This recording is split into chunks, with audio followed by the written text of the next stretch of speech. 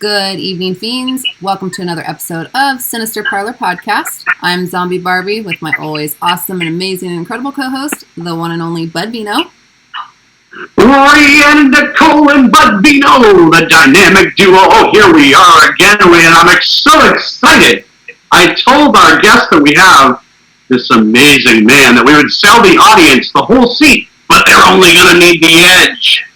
I have been working on this gentleman for over a year, and he has finally submitted the one, the only, from Friday the 13th, Part 5 from 1985, Junior Hubbard, a.k.a. Mr. Ron Sloan. How are you, sir? Here he is! Here he is! Oh my God, it's about time. Junior, you look so good. It's amazing. Well, I've taken all the sharp objects away from me right now, so no worries. No worries. Well, I think we got to include a few because we got to keep everybody on edge. That's true. That's true. Yeah. So, right now, that's for sure. Yeah. I like you have your head in the background. I know. I love it. Because Ron, you know we're going to talk about that. Well, of course. I've already told. That's actually from the movie. Oh. That's awesome. That's awesome. The actual head. That's cool. Oh, that's the actual head. Wow. Wow. See, we're really privileged, and I told Ron that we had to talk about the decapitation because, as Ron knows too, a friend of the show, our man Chris Duran, had his head cut off in H2O. Yeah. And it's rare that we have another actor who's decapitated that we can talk about it. And I said to Chris, how did you stay in character? Because that's true talent. You were decapitated. Now, Ron, I never in my life thought I would ask this question again, but Ron Sloan, Junior Hubbard, how in the world did you stay in character when your head was cut off? Please inform us. Really, now? You want this now? Right now, Ron, we record. We record constantly, so we're gonna put this right in the show. Ron, how did you do it? How did I stay in character after having my head cut off? It rolled down the hill. Right. Now, did that, because I noticed that you had that big face, the decapitated face. That was amazing. You are dedicated, my friend. You know, it was a lot of study to make that face. Thank you. Years of method acting. It's a little bit different than Chris's, but Chris had said the same thing. You have to commit yourself. And I think that's what you're saying, Ron, is you committed. I should have been committed, yes. I set you up for that.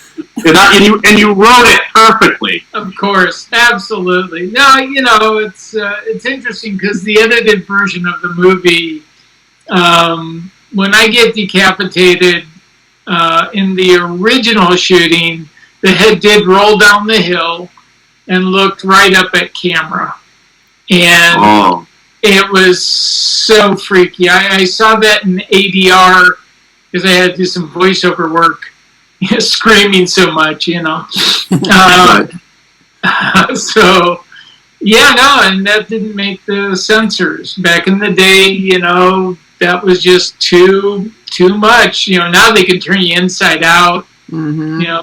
You know, Ron, it is annoying in that way because I know, and we'll give a shout out to Deb Voorhees too because I know with 13 Fanboy coming out, your friend Deb Voorhees, we love her too. We're going to have her on in the future as well.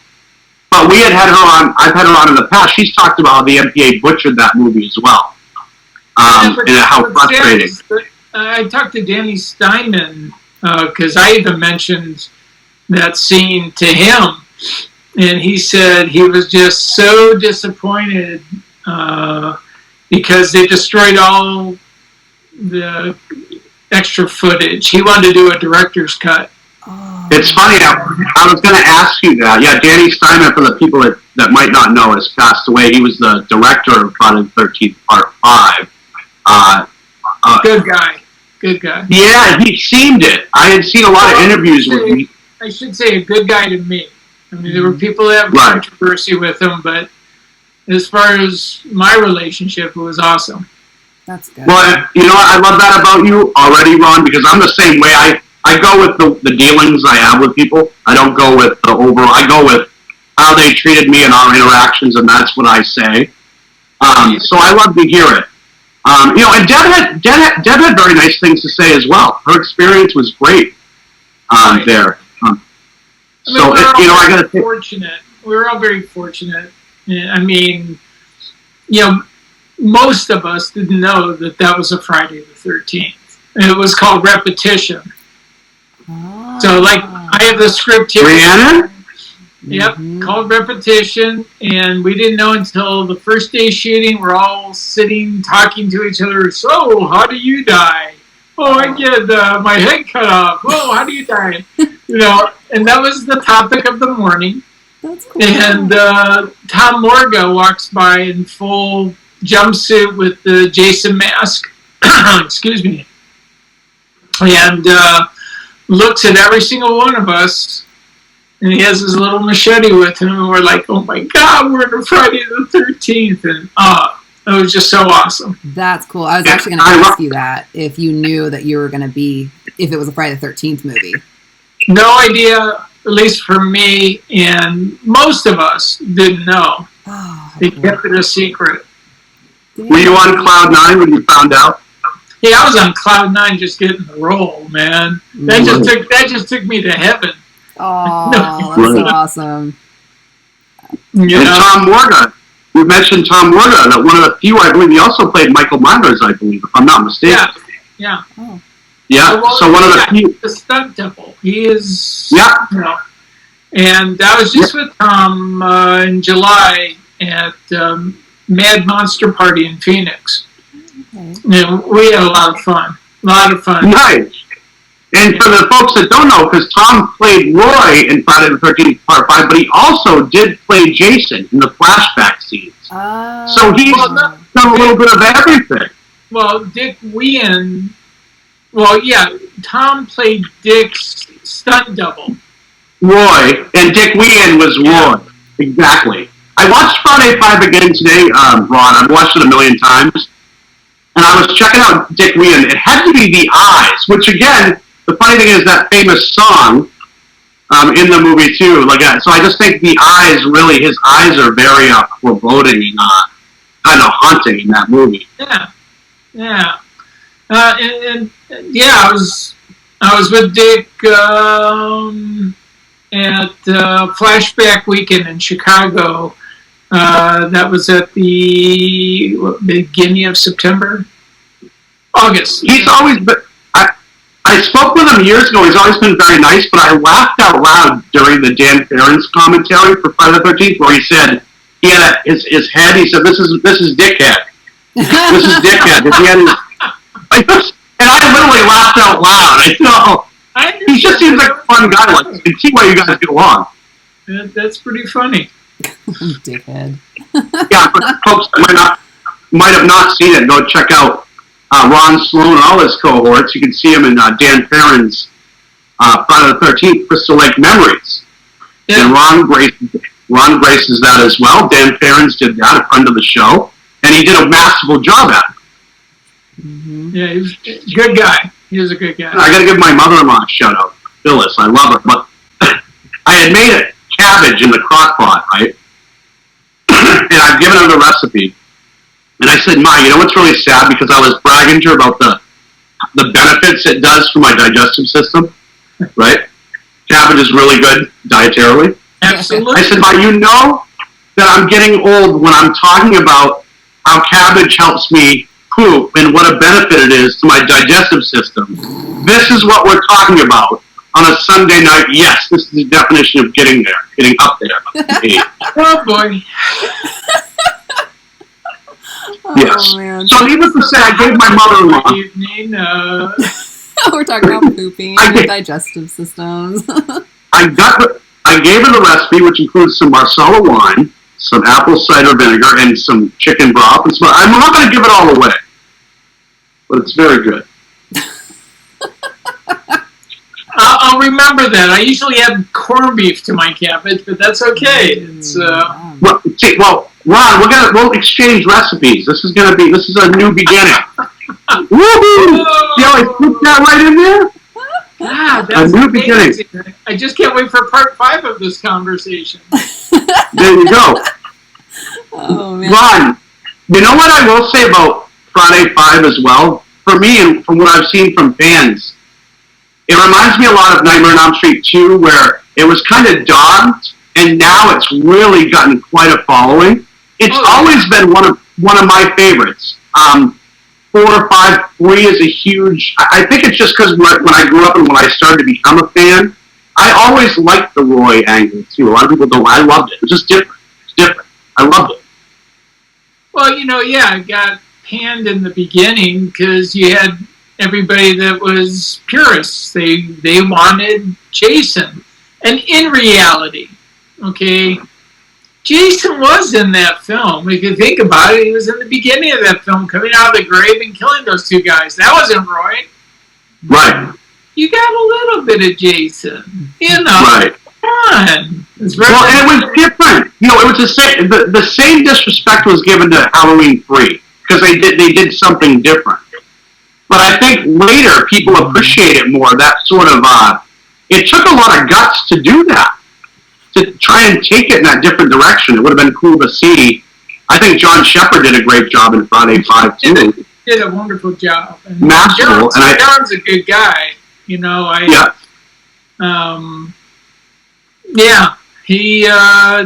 stayed in character the whole time. The whole time. I mean, you're eating lunch with Tommy Jarvis. Oh, shit. That's cool. Well, he did seem like he really dedicated himself. He literally has a couple words in the whole movie, but you wouldn't know it because he makes a big impact. Well, he didn't have to worry about memorizing lines, that's for sure. There you go. There you go. But I think it seems to me, Ron, that I think the horror community is pretty tight, but it seems like a lot of you folks on Friday 5, Deb, yourself, that seem extraordinarily tight. It just seems nice. It's really nice to see after all these years you guys working together again. It's a treat for us fans as well. Mm-hmm. Well, thank you. For like Carol and I mean, I talked to Carol, now that we've done a few conventions this last year, Carol and I talk, I call her every Mother's Day. We talk a few, definitely holidays, and I do call her Mom, and she calls me Sonny Boy. And so we have a wonderful relationship, and it was so great doing the conventions this last year and just hanging out together. As a matter of fact, when we were going to the premiere of 13 Fanboy in LA, let's see, it's on the 22nd, I'm going to dinner at Carol's house on the 20th. My wife and I, and we'll have just her and her husband Greg, he's awesome. He's a great guy. And we're family, and Deb and I are really close. And this wasn't from the movie itself. Like, I didn't know her in the film. Mm-hmm. I became friends with like Shavar and Miguel Nunez and John Shepard. John and I were in another movie together but separate. It was called Bonsai Runner. I brought that up to you, Rhiannon, didn't I? Yeah. I found that movie. I was going to bring it up to you. I'm glad you brought it up, Ron. That was with Dean Stockwell. Really, I have the utmost respect for Dean because it's an interesting movie. It's not anything... See, I burned to death in that movie. Yeah, that was a lot of fun.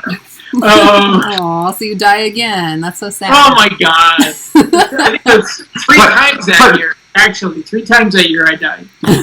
See, but you know what, though? It's all part of what you've done. It's all something to be proud of because it all leads you to right here. You know what I mean? It comes together. Oh, I have no complaints, man. Are you? Yeah. No, you don't seem like you complain about much, Ron. You seem like a pretty jovial guy. And for people that don't know Carol, how do you pronounce her last name? Because I always put Carol Locatell. That's it, Locatell. I knew it was. I would have had it a little wrong, but she is Ethel, and she is Junior Hubbard, a.k.a. Ron Sloan. No, she is. Yeah. She's full of piss and vinegar, man. She takes no shit. I gotta tell you. She seems like close to her character in that way, but with some class. A little classier than Ethel. Eat my stew. She's hot. I said, eat my stew. Oh yeah. Oh yeah. It's right here. Oh my gosh, that's awesome. Oh my god. That's the coolest thing. That's so cool. Look, there's your face. Hey, apple stew. That's awesome, Ron. Yeah, well, it's funny too because I was looking up cast members and stuff too, just to refresh myself. And I saw Juliette Cummins was in. I know she was in part 5, and I was actually watching Psycho 3 the other day. But when I saw her picture, I'm like, wait a minute. And I never put 2 and 2 together. I'm a big Psycho fan as well, and she's in that. She plays Red, who gets killed by Norman Bates, a.k.a. Anthony Perkins. She's worked with some big-name people, including Ron Sloan. Hey. Heck yeah. So how did you audition to get the part? Well, timing is everything. And I was doing what's called a showcase. It was at the Fountain Theater in Hollywood. And about once a week, sometimes twice a week, I would pay to do a 5-minute scene. And so I can't remember the scene I was doing. It was a dramatic scene. And Fern Champion and Pamela Basker happened to be in the audience that night. And after I did my scene, Fern said to me, can you play a hillbilly? Well, I jumped right into a character. I thought of a friend of my brother's who was a pretty goofy guy. And so I was kind of like just thinking about him and his mannerisms, and I jumped right into that, and these guys were laughing. They were just cracking up. And they said, okay, we'd like you to come by tomorrow, pick up some sides. You know, sides are the little few pages of a script that your character's on. And we want you to come back to meet the director. Oh my God. And audition for him. So that was a couple days later, and I did my junior character for Danny Steinman, and he was busting up. And as I was getting ready to leave, he said, "Hey man, it's really going to be great working with you." And I was like, "Oh my God!" Now you better contain yourself. I had to contain myself, but my mind's like going 3 million miles an hour. And then the bubble burst because Fern and Pam said, you're going to have a callback tomorrow for the producer, which was Frank Mancuso Jr. Yeah. And that was, Paramount Studios. And so I was like, okay. So, I just figured in my mind, hey man, I got this part, and just do what you do. And I just had fun with Junior. And as I walked in, Danny was golden, man. Because he said, hey, this is the kid I told you about. I'm really going to love working with him. Oh. And again, your mind's like, okay, don't blow this. Just stay the course. See, believe, receive. And I was very fortunate to get the part and move on from there. Oh, that's so cool. Yeah, and I think yourself and Carol work so well together in the scenes you guys have. You're both so effing hilarious. Would you shut the fuck up? I literally meant that too. That's what I mean. She seems like that would be something. It's so real that it has to be genuine, in a way. Well, it actually was genuine. In the acting world, if you're acting like you're acting, then you're watching stuff in your head and it's not good. If you're just in the moment, then that's real and that's home. So, other than your lines becoming second nature, just be in the moment. I had all the resources to work that. And it's not that it was a huge part. or anything. It's a memorable role. Mm-hmm. That's the whole thing. I mean, that's where you're lucky that something's written and thought of well for you, and you fit it well. Yeah. And so and Carol, she was in a movie called Sharky's Machine with Burt Reynolds. Yep. She played a hooker in that. And the wig she wore as a hooker in Sharky's Machine was the wig she wore as Ethel in Friday the 13th Part 5. Oh my gosh, that's so cool. Yeah. And actually, some of my wardrobe from Friday the 13th Part 5 ended up in Bonsai Runner with Dean Stockwell. Wow. So you got to keep all that stuff. It all comes together. Well, some stuff is your own. Some stuff, they give you. And, yeah. It's pretty cool. Super cool. Did you actually, did you already know how to drive a dirt bike? Or did they have to teach you? That was part of the audition. Actually, it was so funny. They asked me if I knew. And I had ridden, in college, a Honda 750 and stuff. And then I'd go dirt bike riding with my buddies. I have, my best friend, Randy Ramage, had a couple of dirt bikes. So, again, before the audition, we went off and tooled around and had a good time. And then I was already on the set. I mean, literally, it was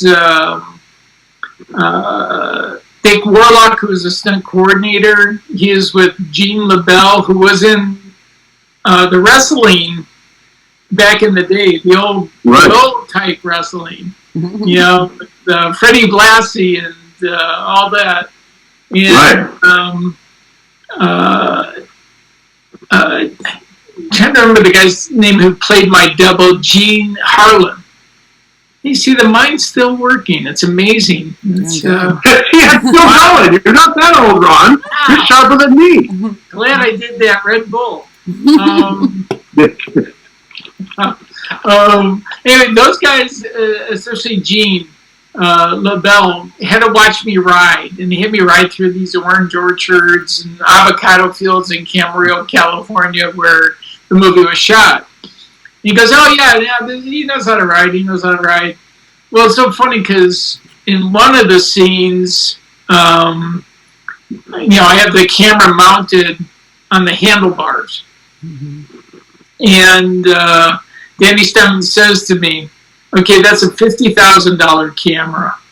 And that's the scene where I'm screaming, driving through the forest, and because that's a $50,000 camera, and if you dump this bike and break the camera, I am going to kill you for real. Oh, geez. Oh my God. If you dump the bike, just keep walking. Run. Oh, man, I was just doing everything not to turn those handlebars, because that thing was, top heavy. I know if you turn just a little bit, this thing would go, da-da-da-da-da-da, you're over. Game over. I think the fear on my face was real. And then you were screaming out of fear. Yeah. Out of fear. None of that was actually supposed to be in the movie. That was just it was so good they kept it in. Yeah, no, I lost my voice screaming that night. Literally, lost my voice. But well, they hurt you, and you had to tell Mom they hurt me, Mom. Well, that little scene, little film, little background on that. When the motorcycle comes up and I'm yelling at my mom, they hurt me, Mom. They towed me in on a rope. I mean, they wouldn't even let me drive, because you can't, the camera was already gone, and they wanted to make sure I didn't miss my mark, and, they towed me in, and boop. They're watching out for that camera. Yeah. Ron can fall and break, but not the camera. Oh, yeah, no. Actually, they put me in a harness. And when I get decapitated, the blade is a cutout, and it goes around your neck. And it's called a film reversal. So what they do is, I had to go from screaming, ah! to a normal, whatever I was doing right before, yelling and doing that whole thing to my mom. And so and then they jerked me back off the bike. Oh. It was pretty wild. So, your body's flying. So when it's, forward, all you do is see the blade and, it's cutting off my head and my body jerks back. Now, it's edited differently. You don't see my body go backwards. There's a little blunt force trauma, but that's about it. I wish we had seen, as you said, the actual footage. It was pretty cool. I gotta admit, it was actually freaky for me. That one was freaky. Yeah, dang. That just sucks. I didn't know that they destroyed footage. Yeah, I was shocked to hear that. But, with all the film vaults and everything, you thought that they stored everything. Mm-hmm. I mean, when you shoot a film, they probably, the film's only 2 hours long, but they have hundreds and hundreds of hours of footage. Mm-hmm. Right. Wow. So. Dang. Aw. We'll have to keep digging. Maybe there's some out there that we can find. We'll put it out there to people. Trust me. He's like, nope. He was looking hard for it. He really wanted it. Oh, gosh, that's awful. So what's it like working with Dee Wallace? She is... We're going to light right up, too. I gotta tell you that best acting gig I've ever had in my life. I mean, truly, and Dee is so professional and just so of the heart and spirit. She really does put her heart and soul into her work. And as an actor, whoever you play opposite, some actors give you things to work with. Others, they don't have a clue. They're in their own little world, and you're, so working with Dee, it was a home run, total home run. And she was so funny because when I first met her, I arrived just a day early. I drove out to Ruidoso because I wanted to have my car, in case I had a day off, I wanted to have some fun somewhere out there. Mm-hmm. And Deb had this nice kind of a meet and greet party for the cast and crew. And I'm meeting everybody, and I see Dee, and I introduce myself to her as her husband. And she goes, I guess I better get to know you since we have a bedroom scene together. And I was like, oh, okay, yeah, there we go. And, I mean, we just had a blast and a half. And she brought so much to the table. As an actor for myself, working with her, think of someone who loves food and goes to a smorgasbord, and they just have a myriad of things to enjoy. Mm-hmm. That's how it was as an actor working with Dee. She gave me so much, and we bounced off of each other so well. Mm-hmm. And it was just truly delicious. I'm excited to see it for a few different reasons. Now, number one, everybody out there, when you see Ron's joy, that's what you want to shoot for with what you do. Something that brings you that much joy. Because that's when you know you're doing what you should be doing. And I will say that's one of the big reasons I want to see it, because there's passion.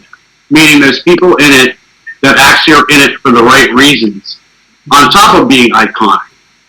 So for a lot of people like myself, and I know that I can speak for a lot of people, I grew up with people like Dee, like yourself, Ron, as a young kid. And I've told you this privately. It means so much to me. It's so great to see you doing this, because I can't tell you how many hours at 2 in the morning I watched Junior. And for someone like me who grew up on those films, it sounds weird. It won't to you, and it doesn't to Rihanna, but they were comforting. They helped get me through some shitty times when things were tough and I had nothing. I had that to enjoy. And I had Junior to enjoy, and Ethel, and the whole crew. So where in the movie there's lives being taken, there's actually a lot of lives being saved with the joy that yourself and people like you bring, and that joy that you just showed when you mentioned Dee and your part in the movie, and Deb and the joy that it brought you, this is one of the reasons I want to see it. I'm so happy that you're in it. I can't wait to see it on it. Well, I think this movie, that's awesome, Bud, but I think this movie reaches a level of sincerity from its actors. By that I mean, everybody seemed to give 100% and then some. It didn't seem like, it's hard to explain. It just, the casting was right on the money, if that makes sense. Mm-hmm. Like, Kane Hodder's part, I watched a clip of it, and because I was curious, you know, he was always the man behind the mask. Mm-hmm. Kane's awesome, man. Kane hey, you get to see the real person. See, you know, I don't know if you know this in the film, we all play ourselves. Oh, like your real life person? Yeah. Oh, I didn't know that. I'm playing Ron Sloan, Kane's playing Kane. All of us except for Corey Feldman. Okay. Corey plays, for lack of a better term, a sleazy movie producer. Now, I met Corey years ago, and he's a good guy. You know, he gets some bad. Well, I was happy to see Ron, not to step on you there, but I was happy to see he was involved in it, because I think that's important too.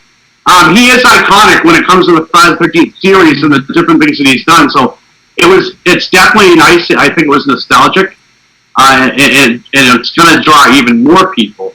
And I think when you were speaking, the feeling that I got, Ron, I don't want to speak for you when you talked about the difference with this movie, is it doesn't seem like anybody was out there self-aggrandizing, or it doesn't seem like an egoic movie. It seems like everybody was there for the betterment of the project, for what was best for the project, wholeheartedly. And I know, getting to know you and getting to know Deb and her passion for it too. It's for the right reasons, for the joy of it. You know, and that's what I love seeing, people like Deb, people like you that feel that light, that bring that joy, and you can see the joy in it. It translates. It makes people smile, even if it's involuntary. I don't know why I'm so joyful. Well, it's because you're bringing joy. So this movie, again, and what a great concept, Ron. What a great concept of a stalker fan.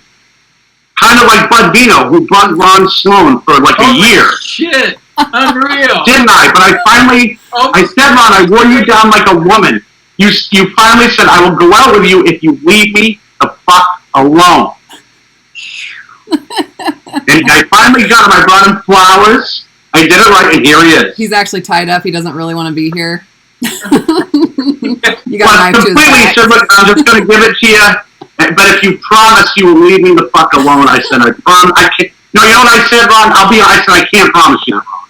It was funny today because, you know, I've been an art dealer for 22 years. I have sold masterworks, Picasso, Dali, Chagall, Miro, Rembrandt, and that's what I did in Maui.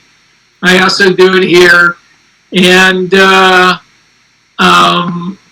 today I was talking with a client, and I use my iPad all the time to show different art pieces that we might not have in stock or something else that the artist has done. And all of a sudden, as we're looking at this piece of art, Bud's little instant message comes off across the screen. And I go, that's okay, guys. I make a little... Then all of a sudden, bing, another one. There's another one. On show day, see, that's what he said. Ron was so polite about it, though. He didn't say, hey, Bud, can you cut the shit, please? Like Chris Duran probably would have said, that asshole Chris Duran out there, Michael Myers made sure. Ron was much better. No, we give love to Chris. But Ron was good. He said, hey, I might not be able to check. The art, I was going to ask you about that. I'm glad you brought it up, because I had seen that you were big into that, art dealing and things like that. My wife is a big artistic person, so I'll have to ever check out some of the stuff that you have on display there here. I'm very fortunate. For a few years, it could even happen again if I wanted to. I toured with Sir Anthony Hopkins. He is an artist. And so I did a good number of his shows. We did them in Maui and we did them in Las Vegas. And he's a trippy cat. What's nice is his proceeds goes to charity. Aww. So, I mean, we had 500 people coming to these shows, and it's invitation only. And these are all past collectors. These people bought from guys like me, who were consultants in Hawaii. And he's down to earth, man. He's Well, that's good to hear. As you are, I can see why you guys would have rolled together. So, Ron, with 13 Fanboy is coming out, I believe, on the 22nd, if I'm not mistaken. Yep. It's almost here. And that is coming, as we know it, right after Halloween Kills, the following week. So 2 huge movies coming out that a lot of fans are looking forward to, myself included. And it's been quite a treat seeing all the stuff that's been built up to it, because it's been a long time coming. This isn't something that was rushed. Because of COVID, we shot this almost 2 years ago. Oh, dang. Yeah, so it was supposed to be released like on a Friday the 13th a number of times, but the theaters weren't open. Yeah. And even now, I'm sorry to say, it's still not going to be an easy task. First of all, California, it is vaccination required to get into the movie theater. I'm okay with it. I've had 3 shots. I've had my booster and everything. But I do feel sorry for a couple I can think of one person in particular who, I don't know the personal reason he's not vaccinated, but he can't go to a film he's actually in. So that's heartbreaking. Also, the restaurants now require proof of vaccination. Mm-hmm. And some of the theaters, it's 50% occupancy to go to a movie. Oh, so they're limiting people in there. Right. Mm-hmm. Yeah, it's a new animal. Huh? It's kind of a new animal, the way movies are right now. It's the way. Yeah, it's very different. I think it's a transition. People are learning too as they go. It isn't like it used to be, and people are trying to figure out the best ways to distribute things and get the most viewership and do it the right way. And it hasn't been done before, really. So it's kind of people are learning as they go. Well, I think the whole streaming aspect is great. It was Tom Hanks who did Grey Wolf, and he was on TV saying that this was the first time the movie I did has been in every country in the world on the same day, and it was on Apple TV. Yeah. That's pretty wild, and that movie was $120 million to make. So I don't know how that works, streaming. Yeah. Right. Holy cow. Yeah, speaking of a whole different way, learning as you go, right? Yeah. So, I'm excited because I keep on seeing, Deb adding different theaters. Nice. And I'm doing Q&As at 3 theaters in LA and possibly 2 others in Arizona. I'm like, I'm open to it. And then what's kind of interesting, I hope it takes this path. There's talk of like doing different film conventions, horror film conventions, like Flashback and those type. Mm-hmm. Where the movie will play there, and we'll be able to have the memorabilia from the film in the movie, at the convention, which would be awesome. Oh yeah. That'd be super cool. Yeah. Well, I wanted to come to Idaho, so hopefully it comes to Boise. Well, I'll just bring it. That works. That's even better. There you go. Yes. I like Idaho. Even better, right, Leanne? I went up to Coeur d'Alene. That was great. Yeah. Post Falls, Hayden Lake. We have friends up there, and yeah, beautiful, beautiful. Oh my God, that's God's country. Yeah, it's nice. I love it. Except in the winter, God, it's cold there. It's freezing. Yeah, it's already starting to get cold. I'm like, it's beautiful though. Mm-hmm. Oh yeah. Yeah, too cold at this point. That's what electric blankets are for. Exactly. Wow. Yeah, there you go. Yeah. Yep, I have them at work too, like sitting on my chair because it's so freaking cold at work. Ron, this has been amazing. We just kind of rolled into things organically. Yeah. Absolutely. And Mr. Sloan, as I told you off the air, and as I said earlier to Rand, this is an absolute treat. Thanks for joining us. I appreciate it. Thank you, guys. I appreciate it. Thank you so much. This was a lot of fun. I'm glad you came on. Hey, you guys are awesome. My cheeks are starting to hurt too much from smiling, so, we'll have to get into the scary stuff next time. Yeah, Mr. Sloan, when we have you back on, because we're going to have you on again. This isn't it. Oh, God, no. I told you. No. I was hoping. See, it was one of those things when I knew you would submit and you would finally go out with me and come on the show, and there'd be this big date, that if you went out with me, you would be so smitten that you would be cool with a second date. Ron, is that true? Have I enamored you? Are you smitten? Oh, my God. Well, it's really Rihanna. Aww. What's that? It's Rihanna. Sorry, bud. Oh, see? It's that, Of course it is. It's that quiet beauty that just emanates, I just was focused on her. Ron, to me, I can't remember. Does she not fucking glow? Does she not glow? Absolutely. She does.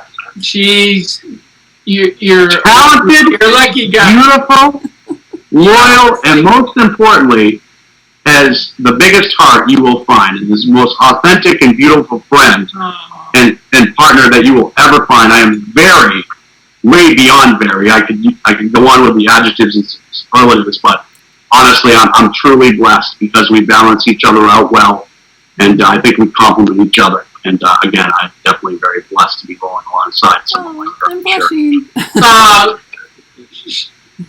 That was very sweet. Very sweet. You guys are awesome. I mean every word of it. And I meant every word what I said about you too, Ron, all joking aside. Thank you. And I really mean this. If you had told me, I've said this before too, that way back in the day, that I'd be talking to you and people like you. Hey, man. Thank you. I appreciate it. And back at you. You know what? We're all of the heart. We're all part of the same gene pool. What the fuck, man? Stop that shit. I've never done that. I'll have to put it in and cut that out. What the shit, Ron? What are you doing? But I say I'm the heart of the dark. Oh, wait a minute. Unfucking believable. Seriously. Unfucking believable. And I've told you privately too, I'm so blessed. I'm in the middle of writing a script with Chris Duran, Michael Myers, Mace Joe, and I've told Chris too, we're gonna find a place for this man. I have one in my mind, and you know about it. And we're gonna keep rolling with that, Ron. What a treat that will be, and we're gonna get Rhiannon in there. He already knows that. Have to have Rhiannon in there too. That's just a must. Yeah. But honestly, Ron, you're all heart, and you've got a ton of talent, and thank you. what a treat. Thank you, my friend. Yeah. Thank you, and look forward to hearing you're definitely what you thought of 13 Fanboy. I know what you're going to think of it, but I got to hear it. I'm going to love it. Hell yeah. It's awesome. It's awesome. So Ron, before we let you go too, is there anyone you want to give a special shout out to, or anyone you want to say hello to before we let you go? Well, of course I have to say hello to my wife, Lisa, and she's in the other room hiding. Mine too. She's a trooper, man. She's got to go on to all these movies with me, all the screenings and question and answers, and she does come to the conventions if she can. And I know you're seeing talking to Deb in the near future. You're definitely going to have a great time. She's awesome. So no, man, I'm a happy camper. but not at Crystal Lake. Just don't go camping. Right. The movie will be out shortly, so after the fact, we'll see how it flies and what people think, and it'll be interesting to see the reviews. Mm-hmm. Well, you know what? When you go from your heart, the reviews don't matter. Because when you're doing things like you have been out of passion and things, it's going to work out. It always does when it's from the heart, my friend. When you continue to see that. Well, there's not a doubt in my mind that the reviews are going to be great on this. I mean, I've seen it 5 times already. I'm about to see it 5 more times, but on the big screen. Oh, how exciting. That's awesome. And I know just on the trailer reviews have been great, as they should I love be. the trailer. Oh my God. It's awesome. Yeah. I'm in 2 quick clips in that. So it's pretty funny. It's amazing how life works, isn't it, Mr. Sloan? I love it. Well, then again, the alternative isn't that great. True. There you go. Yeah. Awesome. Well, thank you so much for coming on. Hey, we'll have you on again. Thank you again. Thank you very much, Mr. Sloan. I appreciate it, and I look forward to all of these fans out there watching your show. You guys did an awesome job. Oh, thank you. Thank you, my friend. Appreciate it very much. Happy Halloween. Oh, yeah. Happy Halloween. We love you, my friend. Thank you. Many blessings, guys. Awesome. All right. Well, that was freaking awesome. He was so cool. So that's the end of our show. So we'll go ahead and do your shout outs, bud, and we'll wrap. Sounds awesome, man. Well, first of all, I couldn't agree more. What a treat he was. I knew it was going to be fun when he had it, but it was definitely capital F with Mr. Ron Sloan, Junior Hubbard. Yeah, so let's go ahead and do those shout-outs. First and foremost, I have to thank the incomparable and the beautiful and talented zombie Barbie, Miss Rhiannon Nicole, my cohort, my sidekick, my best friend, my partner in crime. Like a fine wine, we just keep getting better and better, my friend. Our man and my buddy Chris Duran, Michael Myers, in 1998's H2O, and another partner in crime of mine on a project behind the scenes, which is exciting and fun. Working hard on that, and I love you, Duran.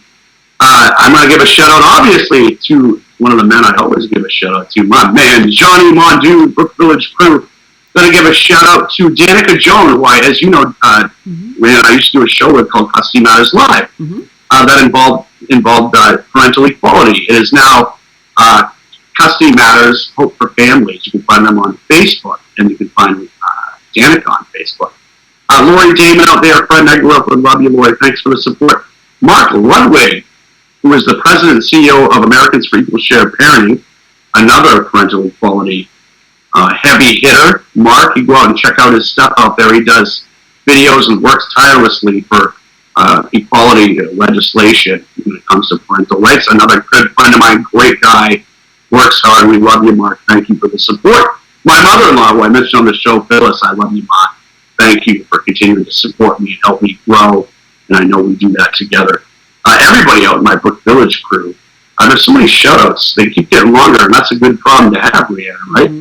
Caroline Rena out there, you go check out her blog. You can go check out Caroline Rena. If you type in Caroline Rena blog, she has a poetry blog out there, Rhiannon. Very artistic, very uplifting. She's a very sweet woman who I've known for a few years here and interviewed her before on a past show I've done. Sweet, sweet lady. Very, very talented. Rhiannon, a couple of things, too. We're going to have some future shows. I'm going to continue with the shout-outs, but in the future, the very near future, we're going to have Ken Arnold back on from The Night Watchman, who's going to have a couple of Dans with him from The Night Watchman, Mr. Dan DeLuca and Mr. Dan Franco. And we're very excited in advance. Thank you, gentlemen, for coming on and joining us. The Night Watchman is out all over the place. It's on Hulu now. It's on Paramount Plus. Picking up even more steam as it should. Shout out to Professor / Jamie Nash. We've had Jamie on the show before, and I promised him a shout out. I told him I did not forget about you, Jamie. I'm just an asshole. And I'm going to give you a shout out now. Love you, buddy. Professor / Jamie Nash. Mr. Dan Barron's American Boogie Woman coming out with Eileen Warnos. It's out now, actually. Go check it out on video on demand. Scott Hansen and Desiree Connell, Bad Candy. We're going to have Scott Hansen and Desiree Connell here around soon. And we're going to do a box opening, right? We're going to do a box opening of Bad Candy. We're going to save that for then. Awesome stuff coming up. Again, we've got some awesome stuff coming up. Miss Deb Voorhees, I'm going to get her on the show. Want to talk about 13 Fanboy. We have a plethora of other guests coming up, but that's just a few. Ryan Brochu, fan of the show, and Norm Brochu, Daddy Spike Canada, always supportive. Love you guys. Sam Powell out there. Go check out his YouTube page. Does empowerment stuff. Does a lot of horror movie things like that. Don't forget to save on YouTube.